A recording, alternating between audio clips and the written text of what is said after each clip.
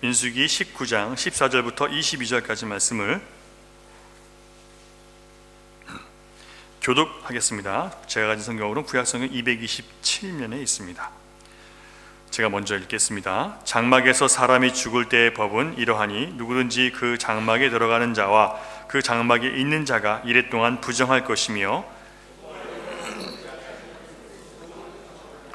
누구든지 들에서 칼에 죽은 자나 시체나 사람의 뼈나 무덤을 만졌으면 이래 동안 부정하리니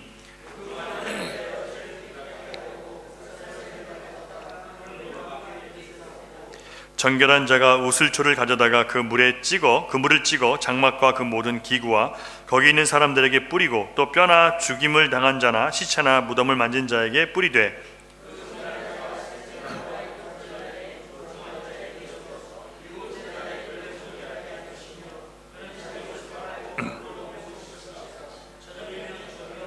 사람이 부정하고도 자신을 정결하게 하지 아니하면 여호와의 성소를 더럽힘이니 그러므로 회중 가운데서 끊어질 것이니라. 그는 정결하게 하는 물로 뿌림을 받지 아니하였은즉 부정하니라. 자기의 옷을 빨 것이며 정결하게 하는 물을 만지는 자는 저녁까지 부정할 것이며 같이 있습니다. 부정한 자가 만진 것은 무엇이든지 부정할 것이며 그것을 만지는 자도 저녁까지 부정하리라. 아멘. 지난 주일에 우리는 아론의 쌍난 지팡이를 통해서 오직 하나님의 말씀에 의지해서 살아가는 그런 신앙이 아니라면 우리 인간이 가지고 있는 어떤 열심과 어떤 열정과 어떤 선한 노력도 사람의 영혼을 구원하는 생명력이 없다는 것을 말씀을 드렸습니다. 여러분, 하나님의 말씀을 듣고 깨닫고 순종하는 믿음이 아니고는 그 누구도 구원에 이를 수 없습니다. 다시 말씀드리면 내가 그냥 교회에 나와서 나 하나님 믿는다 하고 해서 믿는 게 아니라 하나님 말씀을 통해서 무엇이 믿음이고 그 믿음이 어떤 것을 믿는 것이 믿음의 내용이 무엇이고 믿음의 능력이 무엇이고 내가 어떻게 살아가는 것이 믿음인지를 성경을 통해서 제대로 배우지 않고는 믿음은 우리 안에 생기지 않는다는 얘기예요. 그 믿음이 아니고는 구원에 이르는 믿음이 아니에요. 그래서 교회 아무리 왔다 갔다 해도 하나님 말씀을 중심으로 해서 믿음이 생긴 게 아니면 다 소용이 없습니다, 여러분.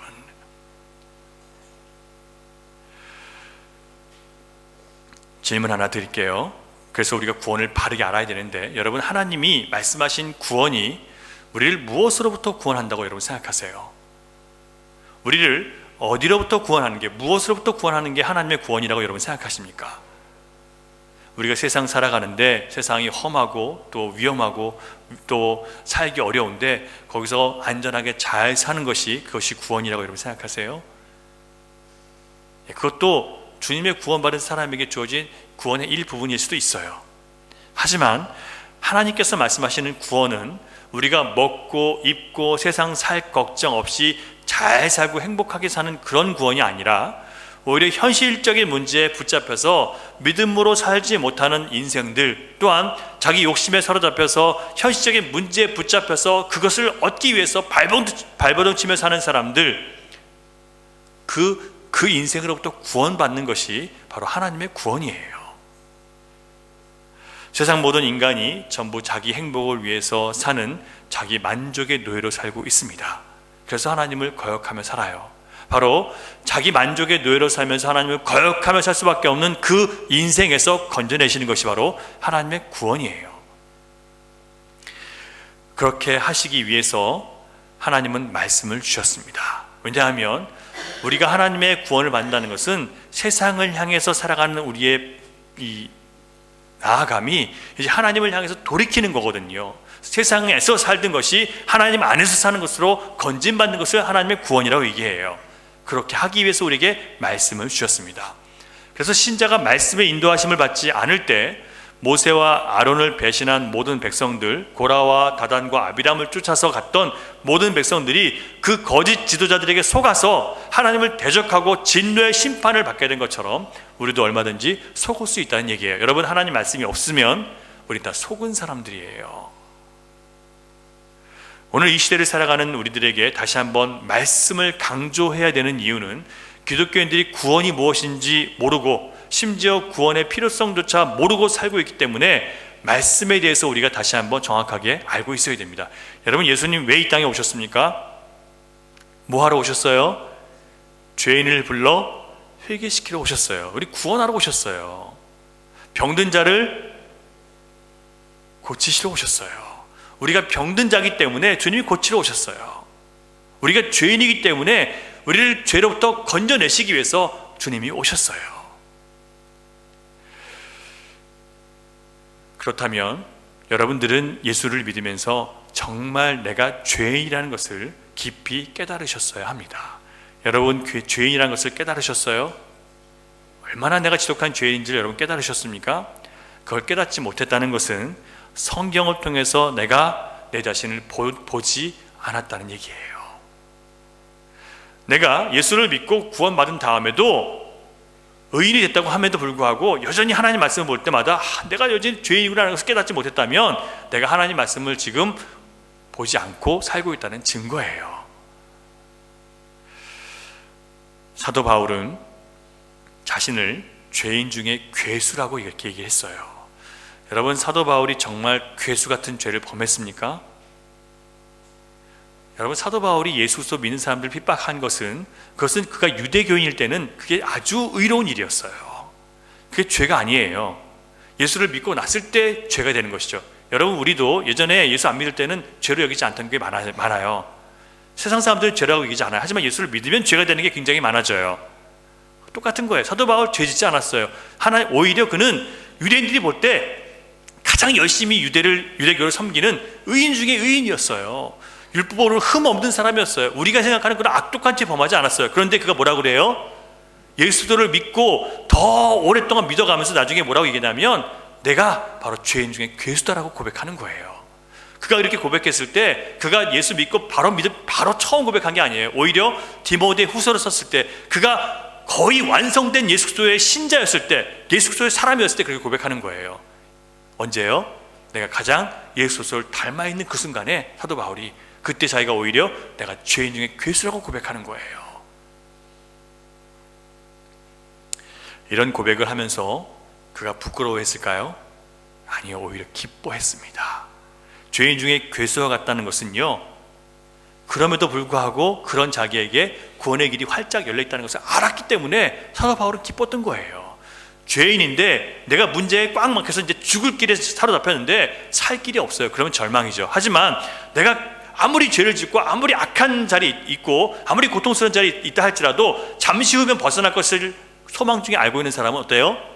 그걸 견뎌낼 수 있단 말이에요. 사도 바울은 그걸 알고 있었어요. 여러분, 신자가 왜 괴로운 줄 아세요? 이미 주님께서 십자가에 달려 돌아가심으로 모든 문제를 해결했다는 걸 모르기 때문에 괴로운 거예요. 디모데전서 1장 15절 말씀 한번 같이 찾아 읽겠습니다. 보세요.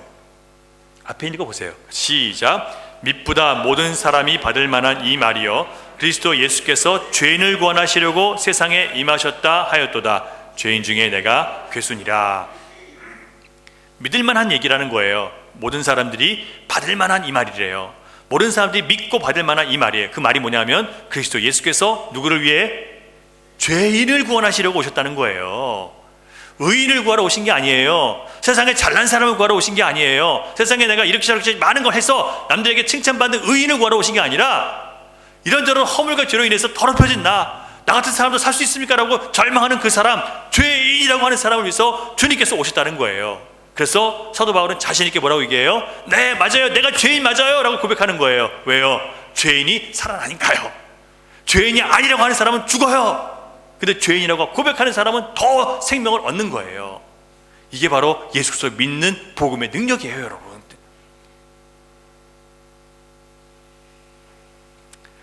예수님을 알면 알수록, 성경을 가까이 하면 할수록 우리가 깨닫게 되는 것은 주님, 내가 죄인입니다. 참 아직도 욕심 버리지 못했습니다. 아직도 세상의 것으로 가득 차 있습니다. 아직도 이기적입니다. 아직도 위선적입니다. 아직도 율법적입니다. 바리새인 것 같습니다. 아직도 거짓됩니다. 이런 것을 깨닫게 되는 것이 바로 성경, 바로 율법의 기능이에요. 그래서 여러분, 성경을 보면서 우리 뭘 깨달아요? 내가 죄를 깨닫게 되는 거예요. 사도 바울은 율법이 우리를 죄 아래 가둔다라고 했습니다. 그래서 여러분, 율법이 나쁘다는 얘기가 아니에요. 사도 바울이 얘기한 것은 율법을, 하나님 말씀을 자꾸 읽다 보면 뭐 어떻게 느낀다고요? 내가 죄인이라는 것을 깨닫게 돼요. 내가 죄인이구나 라는 걸 깨닫게 된다는 얘기예요. 성경을 안 보면 어떻게 돼요? 자기가 죄인인지 모르고 산다니까요.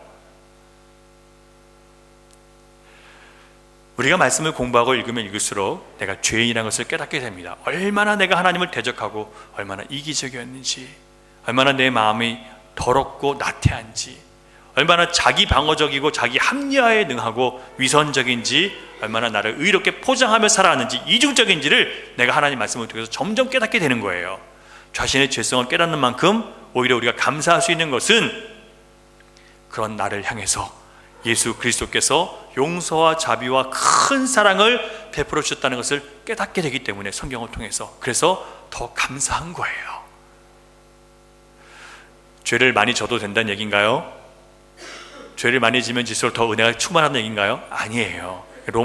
로마서를 보면 사도 바울 시대에도 죄가 많은 곳에 하나님의 은혜가 더하다고 하니까 사람들이 그렇게 얘기해요. 그러면 죄를 더 많이 져도 되겠네? 이랬단 말이에요.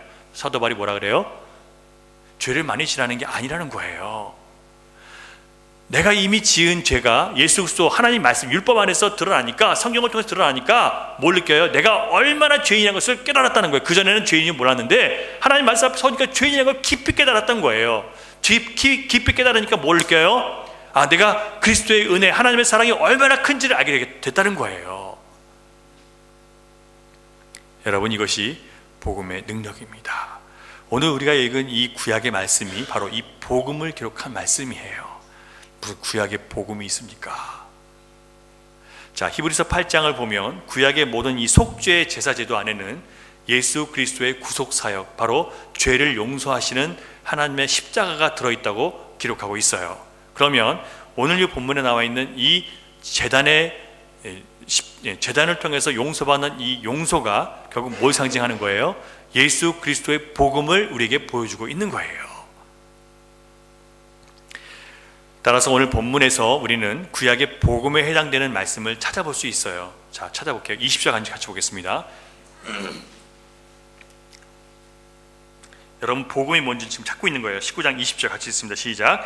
사람이 부정하고도 자신을 정결하게 하지 아니하면 여호와의 성소를 더럽힘이니 그러므로 회중 가운데서 끊어질 것이니라. 그는 정결하게 하는 물로 뿌림을 받지 아니하였은즉 부정하니라. 자, 이게 복음이에요. 뭐가 복음이냐면, 본문을 보면 사람들은 모두 어떻대요? 부정하다, 정결하지 못하다라고 지금 결정을 내려버렸어요. 그래서 사람은 뭐가 필요해요? 반드시 물뿌림을 받아서 정결해질 필요가 있다는 거예요. 이게 바로 구약의 복음이에요. 복음은 첫 번째로 우리의 죄악을 지적해요. 자, 복음이 뭘 지적한다고요? 우리가 죄인이라는 것을 지적해줘요. 아니, 무슨 복음이 죄를 지적하면 어떡하냐, 우리가 좀 잘 된다고 해주고 칭찬해주고 우리를 위로해주는 게 복음이지, 우리가 죄를 지적하는 게 무슨 복음이야, 우리 괴롭게. 자, 여기서 복음이 시작되는 거예요. 복음은 우리의 죄를 지적해요. 오늘 19장 전체 내용을 보면 죽은 시체를 만지거나 시체와 한 장막에 있게 될 때 부정하게 된다고 얘기를 했어요. 왜냐하면 죽은 시체가 갑자기 집에서 내가 살고 있는 장막에서, 이 천막 안에서 사람이 죽을 수 있잖아요. 그러니까 천막과 함께 천막 안에서 시체에게 내가 노출된단 말이에요. 그러면 내가 어떻게 된다고요? 부정하게 된다는 거예요. 하나님이 정하신 법이에요. 자, 부정하게 되었기 때문에 우리에게 뭐가 필요해요? 씻음이 필요해요. 속죄함이 필요하다는 얘기예요. 자, 그리고 속죄의 방법이 19장에 기록되어 있어요. 그래서 바로 이 19장은 복음이 되는 거예요. 왜? 어떻게 우리가 이 더러움을 씻는지에 대해서 알려주고 있기 때문에. 자, 그동안 우리가 익히 보았던 것처럼 이 광야의 백성들이 하나님을 거역하다가 수없이 죽어나갔어요. 하나님 말씀을 듣지 않고 자기 뜻대로 살다가 거역하고 불평하고 원망하다가 계속해서 죽어나갔어요. 자, 여러분, 그렇게 수많은 사람들이 매일매일 죽어나가다 보니까 계속 뭘 보게 돼요? 시체에 노출되는 걸 보게 되는 거예요. 우리 집에서도 계속 사람이 죽어나가는 거예요. 그러면 나는 어떻게 돼요? 부정하다는 거예요, 하나님께서요. 자, 여기서 우리는 질문을 하나 할 수 있어요. 왜 시체가 부정합니까, 여러분? 부정하다는 것은 더럽다는 뜻인데, 깨끗하지 못하다는 뜻인데 왜 시체가 부정할까요? 왜 우리가 살면서 같이 살 맞대고 사랑하며 살았던 이 가족들이나 친구들, 친척들이 죽었는데 그 시체를 만지면서 우리가 만지면 부정하게 되는 거냐 말이에요. 여러분이 만약에 성경을 주의 깊게 읽으셨고 그리고 잘 배우셨다면 이미 그 답을 알고 계셨어야 돼요. 자, 죽음은 죄로 인한 저주로 주어졌다는 것을 여러분 알고 계시죠? 자, 아담과 하와가 선악과를 따 먹은 다음에 그 다음에 어떻게 됐어요? 정령 죽으리라. 죄가 우리에게 죽음을 가져왔단 말이에요. 하나님 말씀을 거역한 다음에 죽음이 왔지, 우리 인간에게 하나님은 원래 죽음을 주지 않으셨어요. 원래 우리가 하나님 말씀에 순종하고 살았다면, 하나님 말씀에 순종하고 그 모든 사람들은 하나님 나라께서 정해주신 수만큼 살다가, 생명만큼 살다가 바로 천국으로 옮겨지게 되어 있었던 거예요. 그런데 우리가 하나님 말씀을 거역함으로 모든 인생이 죽게 된 거예요. 자, 죽음은 뭘 상징해요? 하나님과의 단절, 하나님과의 약속 파기, 세상의 끝, 저주를 상징하는 거예요. 그래서 우리가 죽음 앞에 설 때마다 우리는 뭘 느끼는 거예요? 아, 우리가 죄인이구나 라는 것을 생각하게 만드시는 거예요. 자, 그래서 죽음의 원인이 죄이기 때문에 하나님은 이 모든 죽음에 대해서 부정하다라고 말씀을 하시는 거예요. 자, 하나님의 백성들은 시체를 만지게 되면 7일 동안 부정하다고 말씀하셨어요. 자, 시체를 만지면 어떤 더러운 병균이 나에게 옮습니까, 여러분? 진짜 뭔가 더러운 것들이 기운이 나에게 들어옵니까, 여러분? 아니죠. 그런데 왜 이렇게 말씀하셨을까요? 여러분, 여기서는 영적인 의미가 담겨 있어요. 죽음이 하나님의 저주이고, 그래서 하나님 보시기에 부정하다, 상징적으로 우리에게 보여주시는 거예요. 그래서 죽음이 하나님을 거역한 죄로 인해서 주어진 생명과 반대되는 것이기 때문에, 하나님이 우리에게 약속하신 생명과 반대되는 것이기 때문에, 그래서 죽음에 대해서 우리는 다시 한번 생각해 보라는 거예요. 이 7일 동안 우리 자신을 깨끗하게 하면서 죽음에 대해서 다시 한번 묵상해 보게 하시는 거예요. 자, 여러분, 우리가 사랑하는 가족들이 먼저 세상을 떠나거나 했을 때 뭘 느껴요? 그 죽음 앞에서 인생의 허무함을 느끼고, 죽음 앞에서 인간의 그 모든 노력과 인간의 모든 수고가 다 헛되다는 것을 우리 느끼고 있어요. 우리가 아무리 잘났어도 죽음 앞에서는 다 평등하다는 걸 느껴요. 뭘 생각하게 하시는 거예요? 우리가 아무것도 아니라는 거. 하나님을 떠나서 죄로 죽게 된 우리들은 아무것도 아니라는 것을 하나님 깨닫게 하시는 거예요. 그러면 이 죽음이라는 절망 앞에서 우리에게 생명을 주실 수 있는 분이 누구예요? 하나님이시죠. 그 생명을 주시는 하나님 앞에 나를 서게 만드시는 것이 바로 이 7일간의 죽음에 대해서 묵상하게 만드시는 과정이란 말이에요. 20절의 말씀처럼 시체를 만짐으로 우리는 부정하게 됐다는 것은 우리가 죄로 죽게 된 존재라는 것을 다시 한번 기억하도록 하시는 것이지, 실제로 우리가 부정하고 더러워졌다는 뜻이 아니에요. 자, 그러면 내가 늘 나 자신은 이 정도면 나는 깨끗하게 살고 있고, 나는 의롭게 살고 있고 괜찮다고 생각하는 사람들에게 너희는 너희 죄로 죽었고 부정하다고 지적하는 것, 자, 그러면 여러분, 그 사람들은 뭘 느끼겠어요? 처음에는 반발하는 마음이 들겠죠. 아니, 내가 뭘 했다고 더럽다고 하냐. 근데 하나님이 더럽다고 말씀하세요. 그리고 그 더러움에서 씻음을 받으래요. 여러분, 뭐 하라고 그렇게 하시는 거예요? 정말 내 손이 더러워서 그렇게 하시는 거예요? 아니잖아요. 죽음에 대한 것이 하나님께서 보실 때 얼마나 더러운 것인지를 깨닫고, 그 죽음을 통해서 주어진 저주를 깨닫고 우리가 하나님 앞에 자신을 돌아볼 수 있는 시간을 가지라는 거예요. 그래서 이 너희가 죄로 죽었다고, 너희가 부정하다고 지적하는 이 하나님 말씀은 바로 복음이 되는 거예요. 우리가 죄인이고 우리가 더럽다고 말씀하시는 주님의 말씀은 뭐라고요? 복음이에요. 우리를 돌이키게 하기 때문에요. 또 한 가지 20절을 한번 보세요. 20절에 기록된 복음의 내용은, 이제 죄를 깨닫고 자신의 비참함을 알게 되었으면 이제 씻으라고 얘기합니다. 20절 마지막 부분 보세요.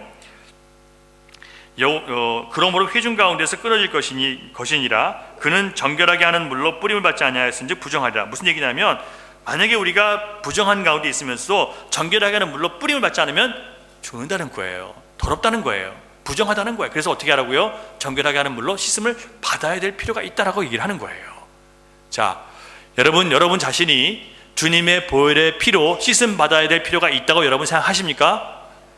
주님의 보혈의 피가 없이는 내가 하나님 보시기에 의롭다 함을 얻을 수 없다는 거 여러분 알고 계십니까?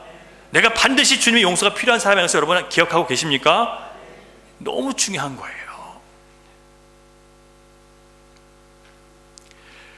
여러분 설교를 들으시면서, 여러분 성경을 보시면서 내 자신이 얼마나 죄인인 것인지를 여러분 깨닫고 살고 계시지 않는다면 여러분, 그것은 내가 지금 내 자신을 잘못 보고 있는 상태입니다.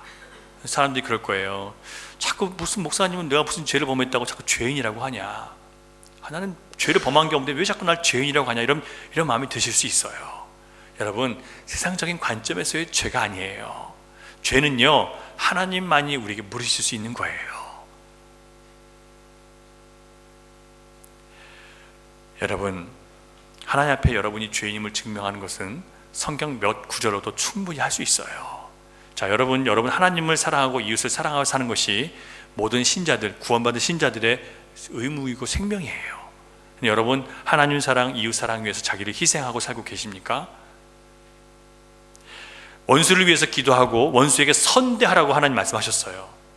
여러분, 이런 하나님 말씀에 또 성령님께 여러분 복종하며 살고 계십니까?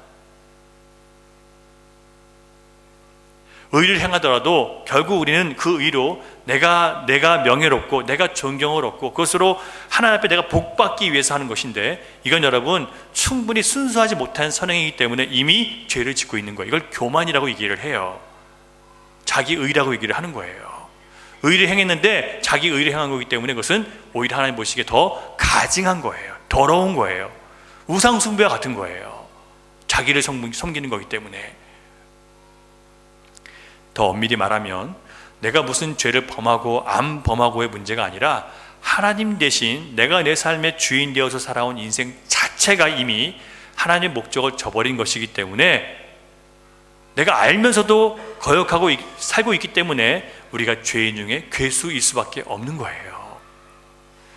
여러분이 만일 여러분의 인생에 어떤 일이 벌어져도 나는 안전하다고 믿는 조건이 예수 그리스도와 관계없다면, 주님의 십자가의 보혈을 통해서 내가 안전하다고 생각하는 게 아니라 내가 이루는 어떤 성공이나 내가 쌓아놓은 어떤 물질이나 내 건강이나 내게 속한 어떤 인간에게 속한 어떤 것이라면, 그것 때문에 여러분 마음이 든든하다면, 여러분 그것들이 무너질 때 여러분도 믿음이 다 무너져 버릴 수밖에 없어요. 여러분, 말씀을 믿는 믿음이 세운 그런 믿음이 아니면 반석 위에 세운 것이 아니기 때문에 다 무너져 버려요. 그 현실적인 것이 무너지면 믿음도 무너져 버려요. 진짜 믿음은 세상 풍파에 절대 무너지지 않습니다. 내 성공과 실패에 따라서 하나님을 부정하거나 하나님의 승리를 부인하지 않아요. 내 건강과 내 부유함에 따라서 믿음이 강해졌다 약해졌다 하지 않아요. 그건 진짜 믿음이 아니에요. 오히려 진짜 믿음은 고난과 고통과 어려운 시기에 더 빛나게 되어 있어요. 더 하나님 앞에 나와야 된다는 것을 깨닫고 하나님 앞에 겸손히 말씀을 듣게 되어 있어요. 이게 진짜 믿음이에요. 가짜 믿음은 나에게 유익이 되지 않으면 그냥 발을 돌려버려요. 내 현실적인 만족을 주지 않으면 그냥 발길을 끊어버리는 게 가짜 믿음이에요. 결국 우리는 하나님 말씀을 가까이 하고 말씀을 점점 더 깨달아 갈수록 내가 부정한 사람이라는 것을 인정할 수밖에 없습니다. 여러분, 이 시간 하나님 말씀을 통해서 내가 죄인 중에 괴수라는 것을 인정하실 수 있겠습니까? 죄가 있으면 마음의 평안이 없고요, 현실의 문제에 자꾸 속박당해요. 현실이 더 커 보여요. 이거 아니면 큰일 나 보여요. 왜요? 아직 죄를 온전히 해결하지 못했기 때문에 거기에 붙잡혀 사는 거예요.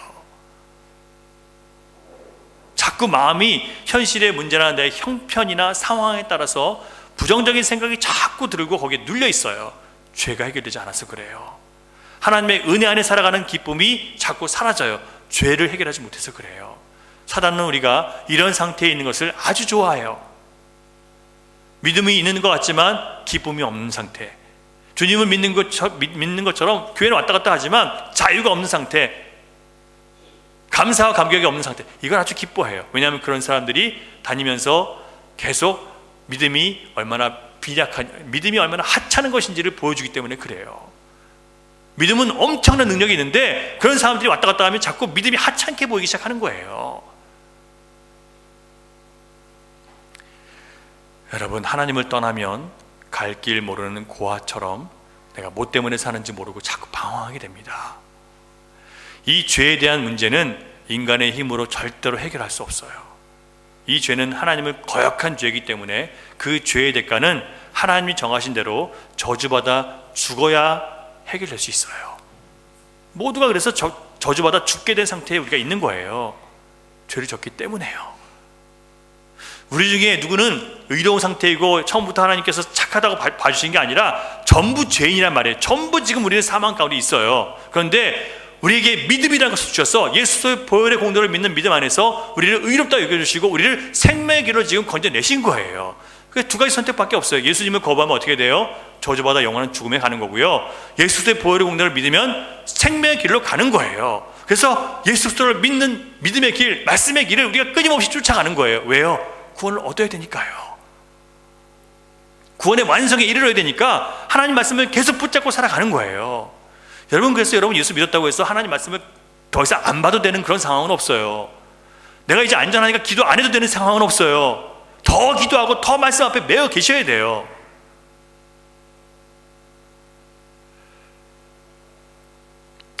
여러분, 이 죄에 대한 문제가 가장 시급합니다.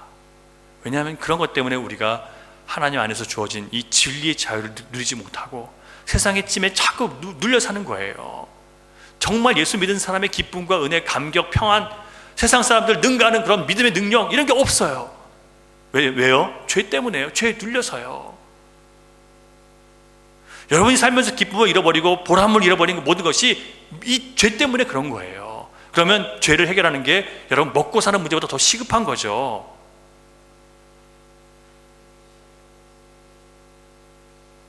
그런데 우리에게 이 죄를 해결할 능력이 있습니까? 없습니까? 없어요. 어떻게 그 죄를 여러분 씻으시겠습니까? 어떤 방법으로 그 죄를 여러분 벗어나시겠습니까? 17절을 같이 보겠습니다. 17절 18절 같이 읽을게요. 시작. 그 부정한 자를 위하여 죄를 깨끗하게 하려고 불사른 재를 가져다가 흐르는 물과 함께 그릇에 담고 정결한 자가 우슬초를 가져다가 그 물을 찍어 장막과 그 모든 기구와 거기에 있는 사람들에게 뿌리고 또 뼈나 죽임을 당한 자나 시체나 무덤을 만진 자에게 뿌리되. 자, 이렇게 되면 정결하게 된대요. 뭘 뿌리라고요? 죄를 담은 물, 그 죄를 담은 물을 갖다가 뿌리는 거예요. 죄를 깨끗하게 하려고 불사른 재, 그 죄를 가져다가 흐르는 물은 샘솟는 예수 그리스도의 생명을 얘기해요. 그러니까 예수 그리스도 안에서 이 구원을 지금 얘기하는 거예요. 자, 흐르는 물과 함께 한 그릇에 담고 정결한 자가 우슬초를 가져다가 그 물을 찍어서 우슬초로 모든 기구에 바르고 사람에게 바르면 이제 정결하게 된다는 얘기예요. 뭘 통해서요? 죄를 깨끗하게 하는 물이 필요하고 우슬초가 필요해요. 자, 그냥 아무 물이나 하면 되는 거예요? 어떤 물이 필요해요? 죄를 씻어주는 물이 필요해요. 죄가 들어있는 물이 필요해요. 자, 이 말씀이 의미하는 것은, 구원이라는 것은요, 우리는 흔히 내가 이렇게 하면 저렇게 하면 이렇게 하면 구원을 얻는다라고 내가 가지고 있는 방식들이 있어요. 아니에요. 하나님이 우리에게 정해주신 구원의 방식이 있어요. 그것을 따르지 않으면 안 돼요. 사람들이 그렇게 얘기하죠. 열심히 예수 믿으면 돼, 열심히 갖다 바치면 돼, 열심히 기도하면 돼. 아무것도 구원에 이를 수 있는 조건이 안 돼요. 그건 구원에 이르는 조건이 아니에요. 여러분, 주님이 말씀하시는 구원의 조건은요, 주님께서 주신 그 죄, 용서하는 죄가 담긴 물을 내게 뿌리는 것밖에 없다는 얘기예요. 여러분, 구원은 우리가 하는 어떤 것으로 인해서 우리에게 주어지지 않는다는 얘기예요. 구원은 오직 바깥에서 주님께서 우리를 위해서 하신 그 일, 그것을 우리에게 뿌릴 때 우리에게 주어지는 것이지, 내가 하는 어떤 것도 구원에 이르지 못해요. 여러분, 이 말씀이 얼마나 감사한 줄 아세요? 구원받겠다고 여러분 노력할 필요 없으세요. 내가 의롭게 되겠다고, 하나님 앞에 의로운 사람 되겠다고 여러분 애쓸 필요 없어요. 뭐 하면 돼요? 주님이 우리에게 말씀하신 대로 예수 그리스도의 보혈의 공로를 믿고 주님께서 이 말씀하신 대로 그 보혈을 믿는 사람에게 의롭다 하셨으니까 내가 의로운 줄 알고 살아가면 되는 거예요. 여러분 생각해보세요. 여기 물 뿌린다고 해서 그 사람이 정결해집니까?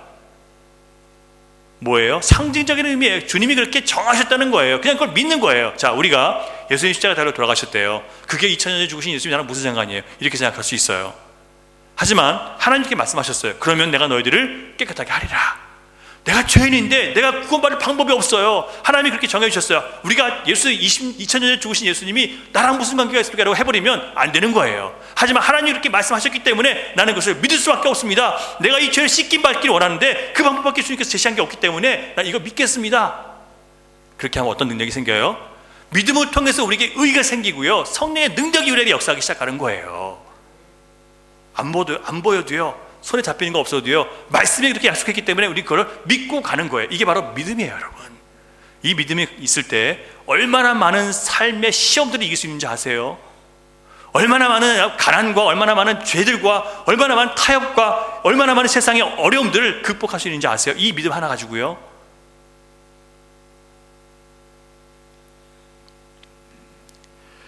귀찮고 불편해도 여러분, 주님 정해주신 대로 믿고 따르는 사람에게 진정한 구원이 임하게 되어 있어요.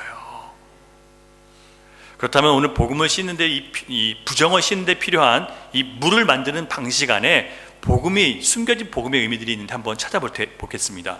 자, 먼저 19장 3절을 보시면요, 2절 3절을 보시면 무슨 얘기가 나오냐면, 온전하여 흠이 없고 아직 멍에 매지 아니하는 붉은 암송아지를 끌고 와서 그 암송아지를 가지고 와서 피를 흘려서 피를 찍어서 회막 앞에 회막을 향해서 7번 뿌린 다음에 그 암소를 어떻게 하래요? 불살아서 그 불살은 죄를 가지고 이제 그 정결한 물을 만드는 거예요. 정결하게 하는 물을 만드는 거예요. 자, 여러분, 붉은 암송아지는 뭘 의미할까요? 아직 새끼를 낳지 않은 아주 어린 송아지는 아니고요, 이제 곧 생식을 할 수 있는 그런 때가 되어 가는 그런 암송아지를 얘기해요. 자, 아직 어린 암송아지는요, 새끼를 낳지 않았기 때문에 성숙하지 않았고, 이 어린 송아지가 상징하는 것은 온유함을 상징해요. 여러분, 예수님께서 십자가에 달려 돌아가실 때 뭐처럼 죽으셨어요?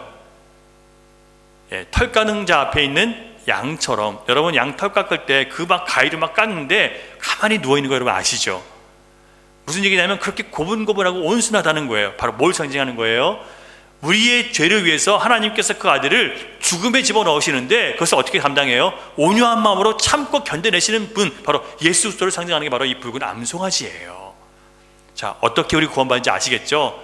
우리가 이렇게 이 완악한 우리를 씻기 위해서 주님께서 그 하나님의 아들, 그 고귀하신 아들께서 온순한 마음으로 자기를 내어주심으로, 자기를 죽이심으로, 태워 죽이심으로 결국 우리를 구원하셨다는 얘기예요. 중요한 것은 죄와 부정으로 죽어야 될 인류를 위해서 대신 피 흘리심을 통해서 속죄하는 것, 이것 말고는 생명을 얻을 수 있는 방법이 없다는 얘기예요. 여러분, 우리가 살기 위해서 많은 노력을 하죠. 여러분 다 살기 위해 살잖아요. 살려면 뭐 하셔야 된다고요? 예수 그리스도 보혈을 믿으셔야지 사는 거예요. 그거 말고 다른 방법으로 살려고 하면 결국 다 자기를 죽이는 거예요, 여러분. 이 비밀을 여러분 참 깨달으셨으면 좋겠어요. 그래서 예수님이 살고자 하면 죽는다고 말씀하시는 거예요. 죽고자 하면 살리라.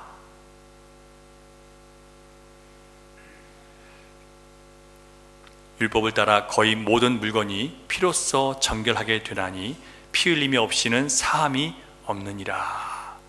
여러분, 예수 그리스도께서 대신 죽으셨기 때문에 우리가 생명을 얻었어요. 여러분, 이제 이 붉은 암송아지가 왜 필요한지 아셨죠?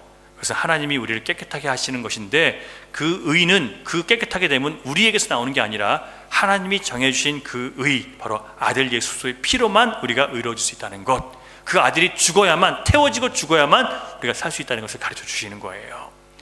기억하세요, 여러분. 하나님이 우리를 용서하시고 우리 거룩하다고 하시는 것은 우리의 의를 요구하시는 게 아니에요, 여러분.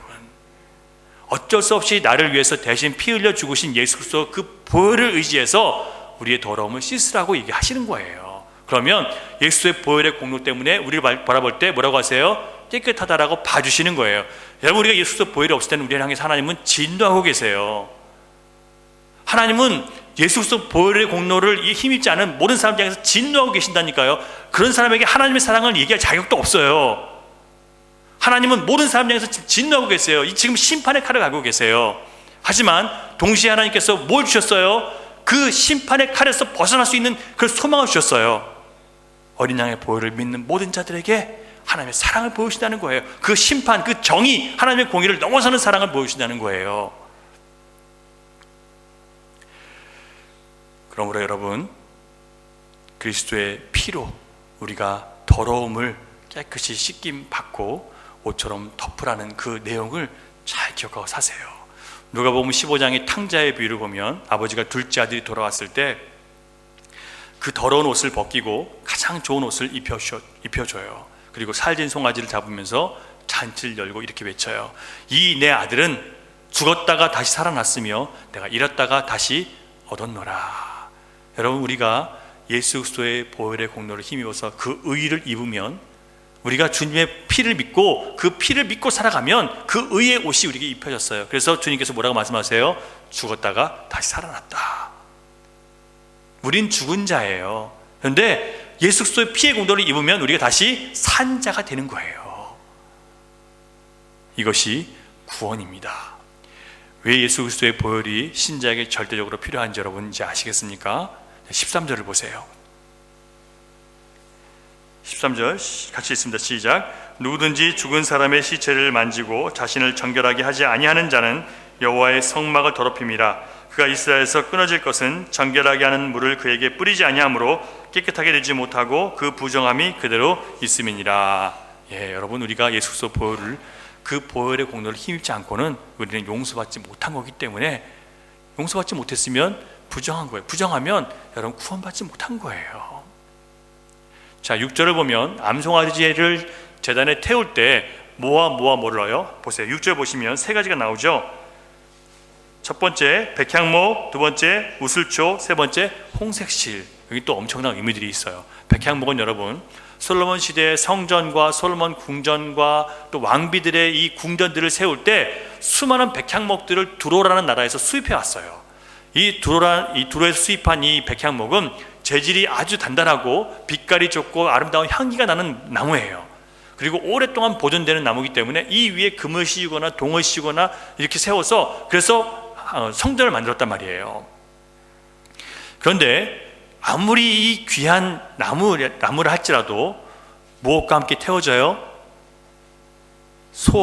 붉은 암송아지, 곧 예수 그리스도와 함께 태워져야 된다는 얘기예요. 태워지지 않으면, 그리스도 안에서 자신의 모든 세상적인 고귀함과 영광과 자랑거리들을 태워버리지 않으면 자기 죄를 씻을 수 없다는 얘기예요.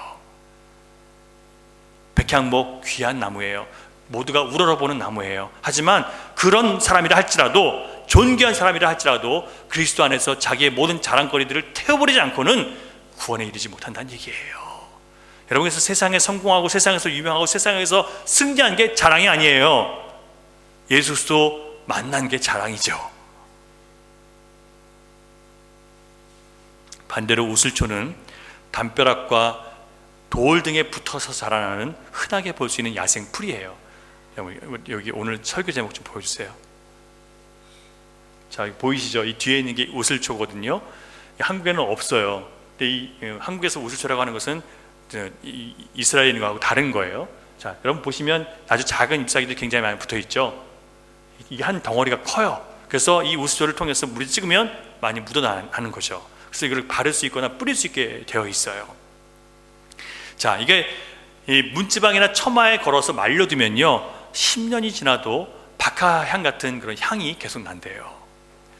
그리고 잎이 그리고 그 달콤한 향기가 있고요, 잎과 꽃에 기름 성분이 있어서 그걸 사용하면 살균되고 소독 작용이 있고 또 보존 작용을 하는 그런 풀이래요. 그래서 흔하지만 유용한 풀이기 때문에 누구나 집에 한두 묶음씩 가서 말려놓는 그런 풀이에요. 자, 이 우슬초처럼 흔하게 구할 수 있는 풀을 여기다 함께 태우는 의미는 뭘까요? 비천한 자도 평범한 사람도 역시 예수 그리스도의 피를 통해서만 구원을 얻는다는 것을 상징해요.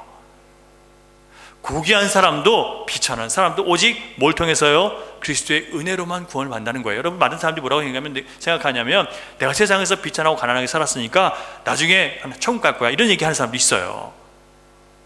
아무 상관이 없어요. 오직 그리스도의 피를 힘입어야만 살 수 있어요. 동시에 자, 이렇게 보잘것없는 풀이 그리스도의 보혈에 섞여서 같이 예수 그리스도 안에서 함께 태워지면 어떻게 돼요? 어떤 능력을 발휘해요? 사람들에게 많이 쓰일 수 있는 그런 귀한 것으로 쓰임받을 수 있다는 얘기예요. 여러분, 세상에서 비천하고 평범한 사람도 예수 그리스도 안에서 죽었다 다시 살아나면 어떻게 돼요? 주님 손에 쓰임받는 귀한 존재가 될 수 있다는 얘기예요. 여러분, 홍색 실은 예수 그리스도의 피와 고난을 상징하는 재료입니다. 주님의 피 흘리심이 없이는 누구도 구원이 없다는 것을 상징해요. 자, 여러분, 이렇게 붉은 암송아지를 태우는 그 제단에 백향목, 우슬초, 홍색 실을 함께 태워서 만든 재를 탄 물을 뿌려야 정결하게 될 수 있습니다. 누구든지 예수 그리스도의 피가 아니고는 정결할 수 없다는 얘기예요. 그리스도의 십자가, 고난, 보혈, 이걸 믿지 않고는 누구도 구원에 이를 수 없습니다. 이처럼 그 어떤 사람도 구원에 대해서는 죄 앞에서 내가 할 수 있는 거 아무것도 없어요. 속수무책이에요. 그래서 하나님은 예수 그리스도를 화목제물로 삼으셔서 인간에게 확실한 생명의 길을 열어주신 거예요. 여러분, 이 시간 여러분은 우리가 그리스도의 피로 정결하게 되어야 할 죄인이라는 것을 다시 한번 깨달으셨습니까? 동시에 하나님께서 우리 힘으로 아무리 씻어도 씻어낼 수 없는 그 죄를 씻기 위해서 하나님께서 무엇을 하셨는지를 여러분 깨달으셨습니까? 여러분, 이게 너무 중요해요. 하나님께서 우리를 다시 하나님과 화목하게 하시기 위해서 아들의 피로 값주고 사신 하나님의 소유가 바로 여러분과 저입니다. 이것을 깨닫는 것이 바로 진정한 사랑을 깨닫는 거예요. 사랑의 완성이신 예수 그리스도 안에서 모든 상황을 이해하고 바라보기 시작하면요, 그동안 원망했던 것들이, 그동안 불편했던 것들이, 그동안 싫었던 것들이, 그런 것들을 향해서 우리가 기도할 때 하나님이 이렇게 말씀하실 거예요. 네 은혜가 내게 족하도다. 근데 그 말씀이요, 이해가 되는 거예요. 아멘이 되는 거예요. 이게 여러분, 사도 바울이 그 자기의 몸에 있는 육체의 가시, 병으로 인해서 사람들에게 그건 책망거리가 되거든요. 당신이나 고치시오라고 하는 말거리가 되기 때문에 고치고 싶은데 주님이 안 고쳐주세요. 그래서 뭐라고 말씀하세요? 네 은혜가 내게 족하도다. 이미 너는 충분히 많은 은혜를 받았다는 거예요. 여러분, 우리가 예수 그리스도 십자가 사랑을 알기만 하면 주님께서 우리에게 말씀하시는 네 은혜가 내게 족하도다라는 것이 무엇인지를 이해할 수 있게 된단 말이에요. 여러분, 예수 그리스도 한 분이면 족하십니까? 그 하나로 여러분 만족하세요? 이게 없으면 여러분, 그 어떤 것을 갖다 줘도 여러분 만족하지 못해요.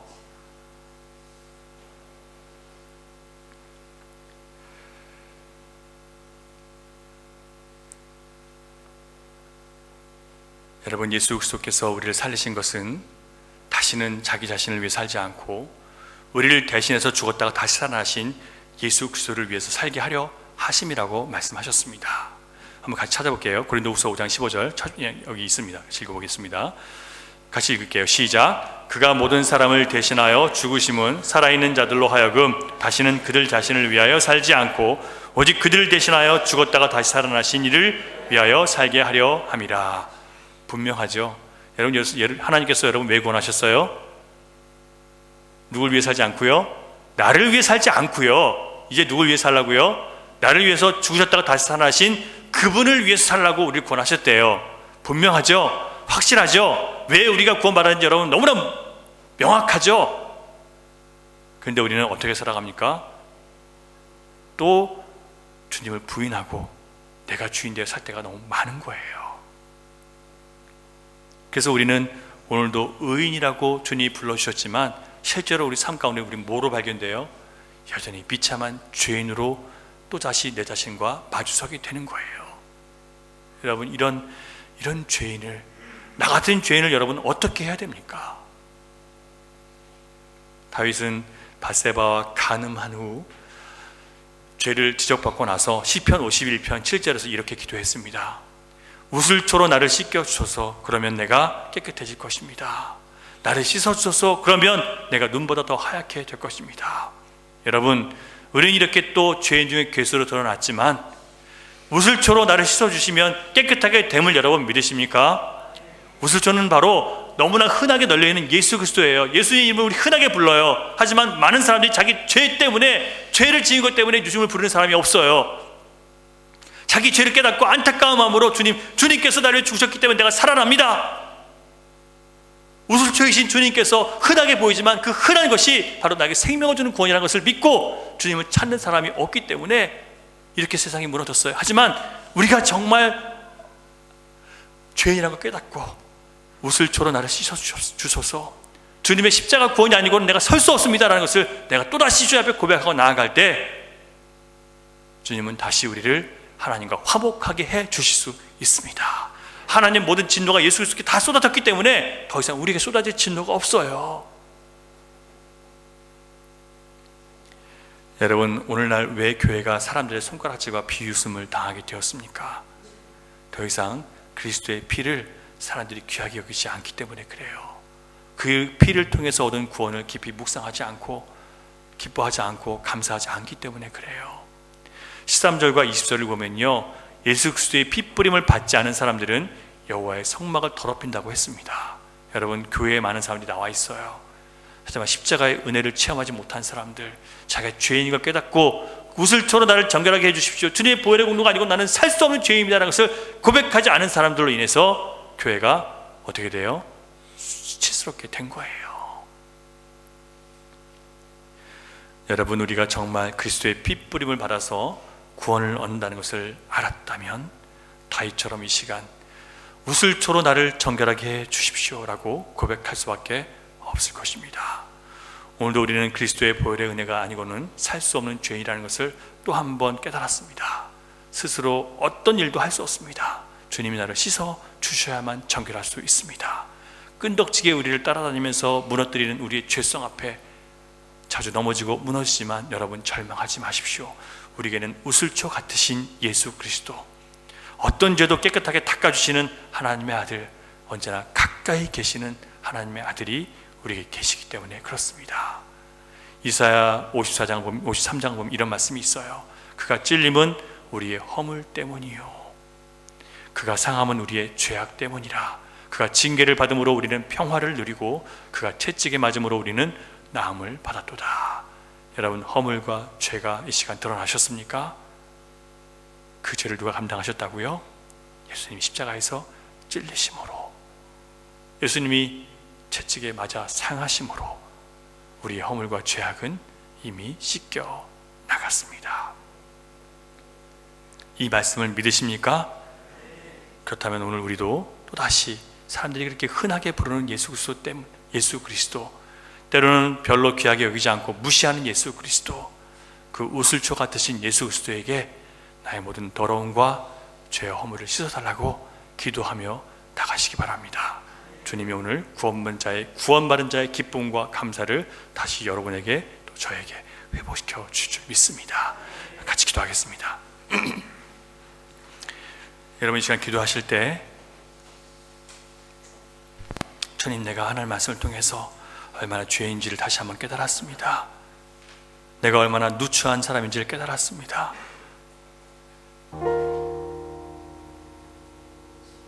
나도 어쩔 수 없는 이 죄성 때문에 신음했었던 내 자신을 주님 앞에 고백합니다. 그러나 이미 주님께서 나를 자유하게 하셨고 내 모든 죄와 허물로부터 나를 이미 온전케 하셨습니다. 주님, 십자가의 보혈의 공로를 힘입어서 이제 다시 한번 일어섭니다. 다시 한번 진리의 자유 안에 머물기를 간절히 원합니다. 다시 한번 그 어떤 것도 나를 억누를 수 없는 참된 복음의 능력을 우리가 다시 한번 소유하기를 원합니다. 아버지 하나님, 이 시간 나를 위해서 찔리시고 나를 위해 상하신 주님 때문에 나의 모든 허물과 죄악이 온전히 해결되었음을 믿습니다. 오늘도 그래서 우슬초와 같은 예수소를 부르짖습니다. 주님, 이 시간 우리가 우슬초와 같은 주님, 나를 씻어 주십시오, 나를 정결케 해 주십시오, 나를 주님의 보혈로 씻어 주십시오라고 고백하며 겸손히 기도하며 주님 의지할 때 주님, 구원받은 자의 기쁨과 구원받은 자의 만족이, 평강이 회복될 수 있게 해 주시옵소서. 여러분, 우리 함께 주님 앞에 기도하면서 나갔으면 좋겠습니다. 주여 한번 외치고 기도합니다. 주여